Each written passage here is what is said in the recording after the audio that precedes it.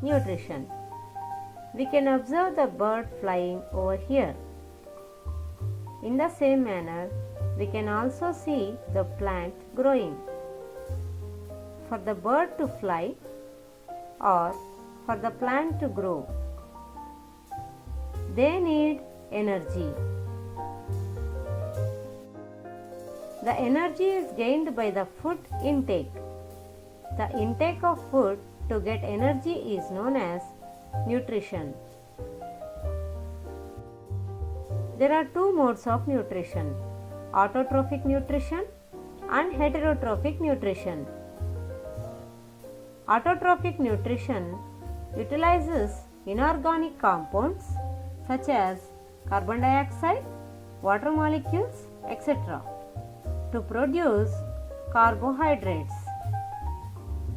The organisms with mode of autotrophic nutrition prepare the food by using these inorganic substances in the presence of sunlight or by using chemical energy. The examples are green plants. In heterotrophic nutrition, complex substances are taken in such as carbohydrates, proteins and fats. These substances are broken down by enzymes, assimilated into the body tissues and release energy. The examples are animals.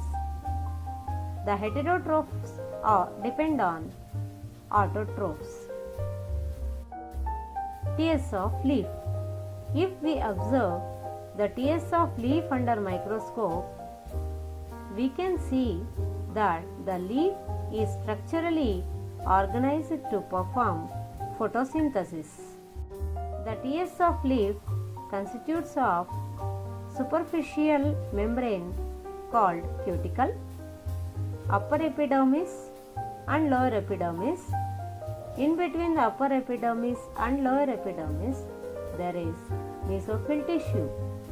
We can find the stomata in the lower epidermis.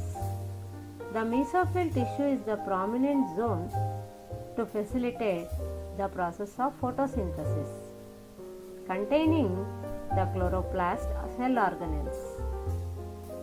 The chloroplast contains grana and stroma, which together bring about the process of photosynthesis. The green plants, in the presence of sunlight, trap the solar energy. They also take the carbon dioxide from the atmosphere and water molecule from the soil to produce glucose and oxygen. Glucose is utilized for growth and other life processes. Excess of glucose is preserved in the form of starch. Oxygen gas is released out of the plant into the atmosphere. This process is known as photosynthesis. The chemical equation for photosynthesis is 6CO2 plus 12H2O gives rise to C6H12O6 plus 6O2 plus 6H2O. In the presence of sunlight, the grana traps the sun rays to stimulate photolysis of water.